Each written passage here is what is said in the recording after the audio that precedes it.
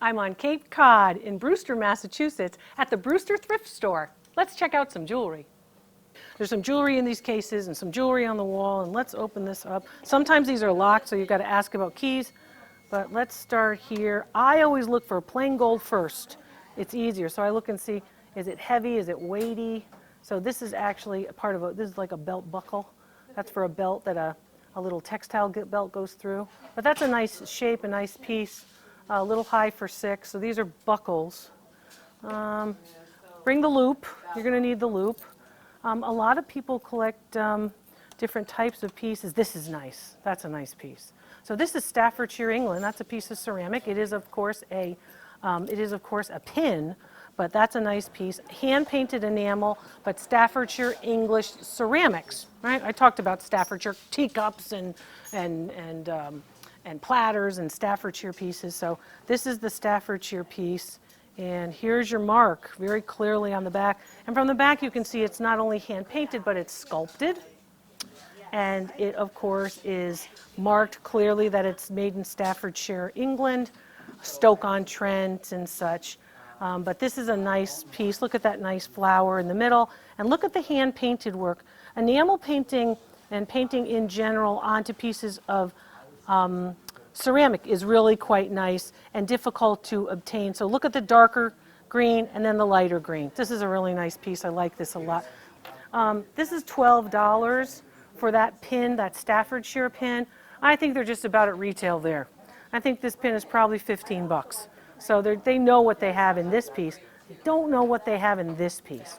This piece is actually a mid-century modern pin, and it is frosted with the gold plating, and the frosted gold plating is really well done.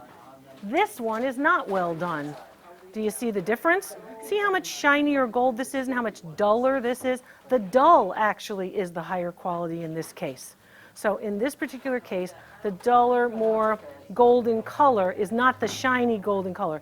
This is the 1980s knockoff. This is the 1960s true piece. And that's a very nice piece. For $2 for this one, they want, there's no tag on this one. They say they want the same $2 for this one. That one's only worth $2. This one, $25. Really nice piece of a mid-century modern brooch. Remember, bigger brooches, tiny, puny pins, right? Pins are puny, brooches are big. So that's a brooch, not a pin. Let's open up this drawer.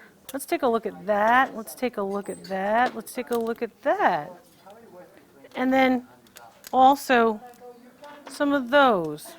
This one's $5, and that one's nice gold plating too. Cold frosted, see how that's frosted? It's got a nice sharp line. A lot of times they have the sharp gold line against the frosting so you can see the difference. The contrast is where the design is. That one's also mid-century modern, so that's a true 1960s piece. This piece, I gotta get out the loop. So this is junk. This I don't like. And when I say that that's junk, it's this particular aspect I don't like. See how shiny this piece is? They put a couple of charms on it to give you a little bit of razzle-dazzle with the crystal, and that particular piece you're looking at, what do they want for it?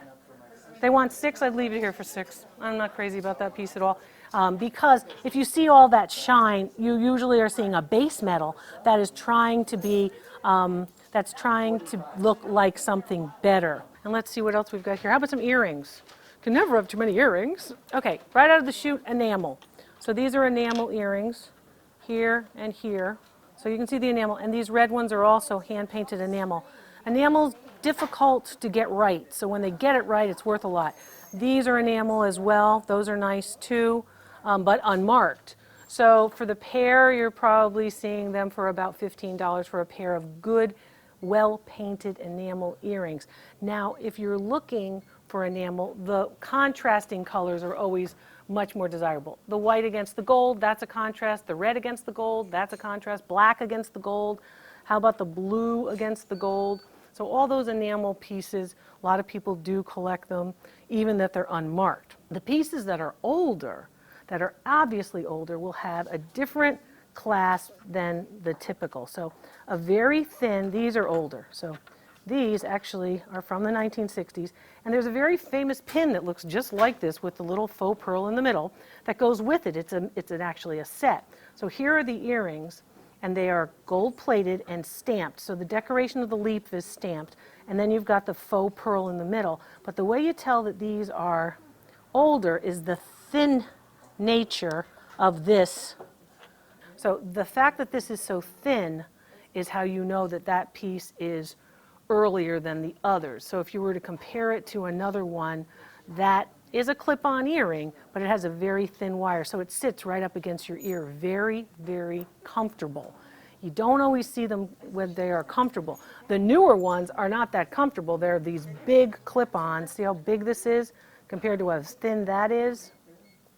Let me do that. So you can see this one, the silver one, is much newer, much younger, and much thicker. The 1960s era piece is much thinner, the gold piece, much thinner, much thinner and much older. This is a nice set of earrings. Now, they say all clip-on earrings are $4 in the case.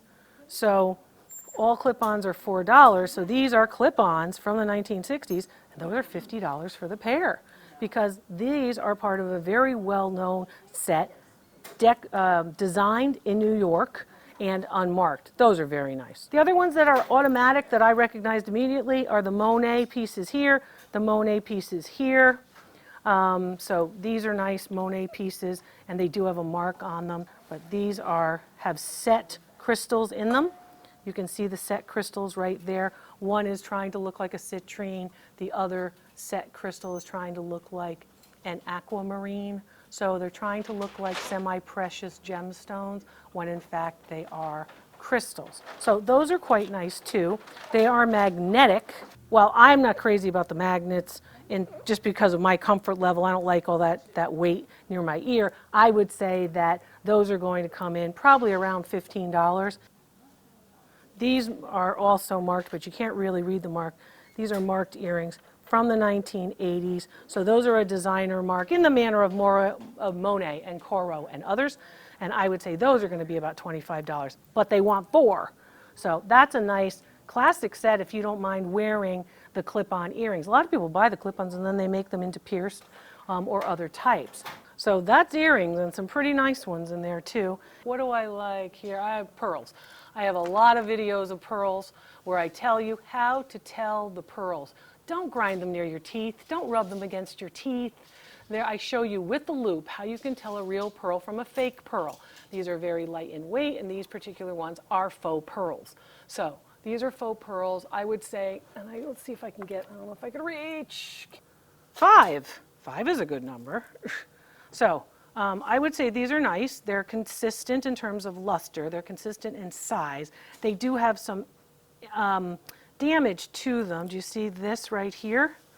That would be one of the things that you would look at and say, okay, now I know why they priced them at 5. They are worth 10 because of their size, but there are some problems. This comes from perfume. This comes from makeup.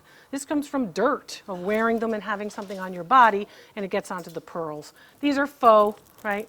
And you could usually hear it too. Well, so there's that. A lot of these cowrie shells with seeds. These are very popular in the Caribbean. Someone goes on a trip, and for $1 you can get these. I don't see a price on them, but if they're more than $1, leave them there. And here's some pearls. This is a very popular look. I don't know why I keep picking the ones that are up high. This is a really popular look.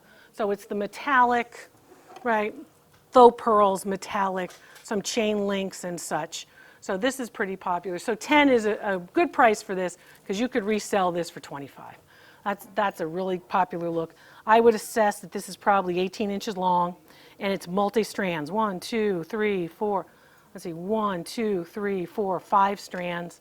The faux pearls are probably 7 to 8 millimeters, and the metallic links are nice. This is really a nice one. Should have a maker's marker. There's a logo tag right there. See it? You want to look for these little logo tags right here. That will tell you, of course, who made it or who distributed it. So not to be confused, you know, you find something in Chico's or something in J. Crew or something in one of those shops. They didn't manufacture it, but they're the distributor. Yeah, there's a PGC emblem on it. So, okay, so that's a nice, well-known manufacturer. American-made, good, Value, what do they want for it? Oh, they want 10. Yeah, we said that. So they want 10, you can get double off that. Always look at glass beads. These are really pretty nicely done. These are nicely made.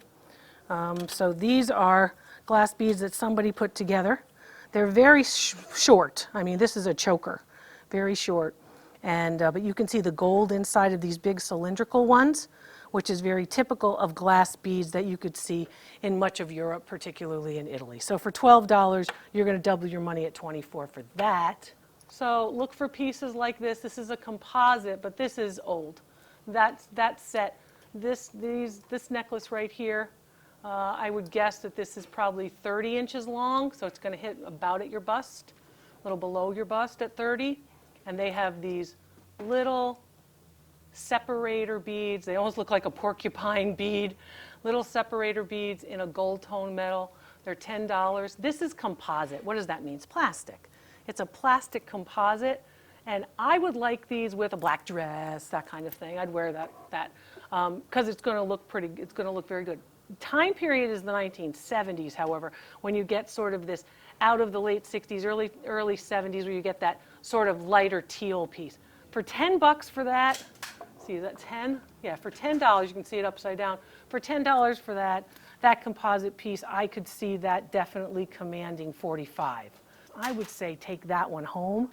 I'm leaving it for you. If you like the gold lame, the snake discs, a lot of people do like this. Let's see if we got $10 for that. That's a bargain too. I'd take that one too. So these are $45 each. $45 for the gold.